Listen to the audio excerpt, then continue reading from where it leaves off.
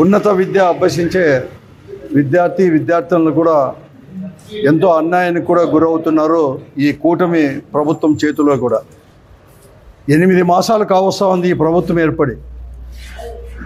ఈ ప్రభుత్వం చేత అన్ని కాలేజీలకు ఈ ఫీజు రియంబర్స్మెంట్ ద్వారా గతంలో జగన్మోహన్ రెడ్డి గారు ముఖ్యమంత్రిగా ఉన్నప్పుడు 3 క్వార్టర్లో, సంవత్సరానికి 3 క్వార్టర్లో ఫీజును అంతా కూడా చెల్లించేవారు కాలేజీ యాజమాన్యాలకి. కానీ ఈరోజు అధికారంలోకి వచ్చిన తర్వాత, కూటమి చంద్రబాబు నాయకత్వంలో వచ్చిన తర్వాత దాదాపుగా 8 మాసాలు పూర్తి కావస్తున్నా కూడా ఒక్క రూపాయి కూడా చెల్లించలేదు. అంతేకాకుండా జగన్మోహన్ రెడ్డి గారు ముఖ్యమంత్రి అయినప్పుడు గత ప్రభుత్వం అంటే చంద్రబాబు నాయకత్వంలో ఉండే అప్పటి కూటమి ప్రభుత్వం కూడా 1780 కోట్ల రూపాయలు ఆ రోజు విద్యార్థులకు బకాయి అనేది కూడా పెట్టింది. కానీ జగన్మోహన్ రెడ్డి గారు ముఖ్యమంత్రి అయిన తర్వాత 2019-20 సంవత్సరంతో పాటు గతంలో చంద్రబాబు నాయుడు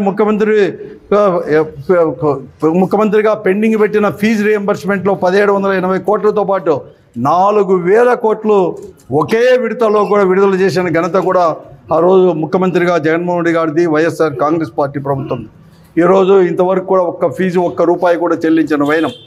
ఇప్పటికే కాలేజీల యాజమాన్యం విద్యార్థులపైన కూడా పెద్ద ఎత్తున ఒత్తిడి కూడా పెంచింది.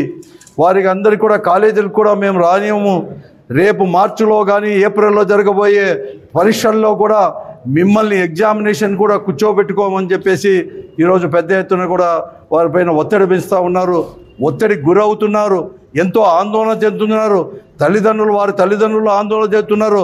ఇప్పటికే అమ్మఒడి అవన్నీ ఇవ్వకుంటే కాలేజీల్లో, నారాయణ లాంటి కాలేజీల్లో కూడా వారు ఒత్తిడి తట్టుకోలేక ఆత్మహత్యలకు పాల్పడుతున్న విషయాలు కూడా చాలా కూడా కోకొల్లలు ఇక్కడంతా కూడా ఈ రాష్ట్రంలో జరుగుతున్న విషయాలు కూడా గమనించాలి.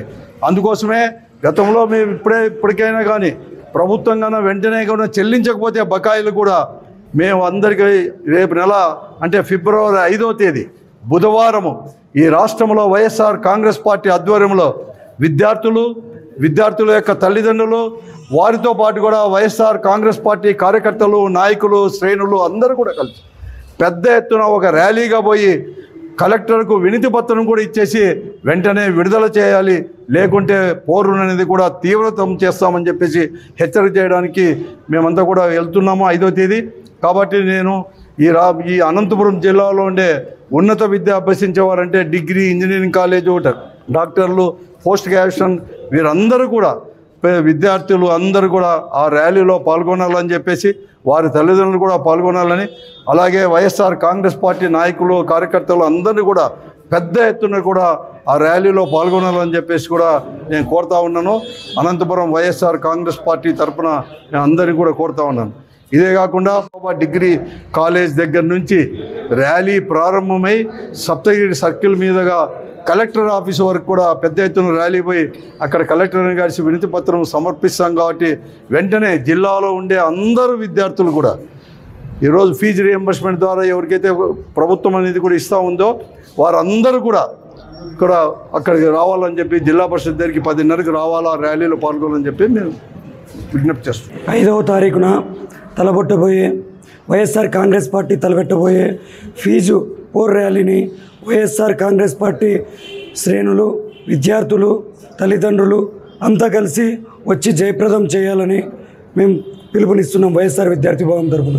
అదేవిధంగా కూటమి ప్రభుత్వం ఏర్పడినప్పటి నుంచి ఇప్పటి వరకు మన ఆంధ్రప్రదేశ్ రాష్ట్రంలో అనంతపురం కరువు జిల్లాలో పిట్టలు ఏ విధంగా ఎండకి నీరు లేక రాలిపోతాయో అదేవిధంగా నారాయణ కార్పొరేట్ లాంటి విద్యా సంస్థల్లో ఆత్మహత్యలే శరణ్యంగా మారి ఈరోజు విద్యార్థుల చావులకు కారణమవుతున్న కార్పొరేట్ విద్యా సంస్థలకి ఒత్తాసుగా కూటమి ప్రభుత్వం ఉన్నదని, ఈరోజు డబ్బులు కూడా విద్యార్థుల చేత కట్టించుకొని మీరు మార్క్స్ కార్డు ఇవ్వండి అనే ఇన్స్ట్రక్షన్స్ కూడా ఇదే వాట్సాప్ మంత్రి, ఇదే ట్విట్టర్ మంత్రి ఎవరైతే నారా లోకేష్ ఉన్నాడో ఆయన కూడా వాళ్ళకి సూచనలు ఇచ్చినట్టుగా వాళ్ళ వర్గానికి సంబంధించినటువంటి కాలేజీలను ఏమీ అనుకోకుండా మిగిలిన వాళ్ళు ఎవరైతే ఉన్నారో వాళ్ళ మీద భౌతికంగా దాడులనైతేనేమి, శాఖాపరమైన చర్యలనైతేనేమి, ప్రతి రకంగా ఉన్నటువంటి విద్యా ఆలయాలను, విద్య యొక్క అభ్యసించే ఉన్నతమైన విద్యను అభ్యసించేటువంటి పాఠశాలలు అయితేనేమి, కళాశాలలోనైతేనేమి వారిని ఇబ్బంది పెట్టే క్రమం కనిపిస్తుంది.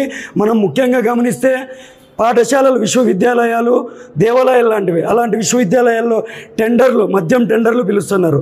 అలాంటి విశ్వవిద్యాలయాల్లో రిమైనింగ్ ఏవైతే ఉన్నాయో అలాంటివి అసాంఘిక కార్యకలాపాలు జరుపుతున్నారు.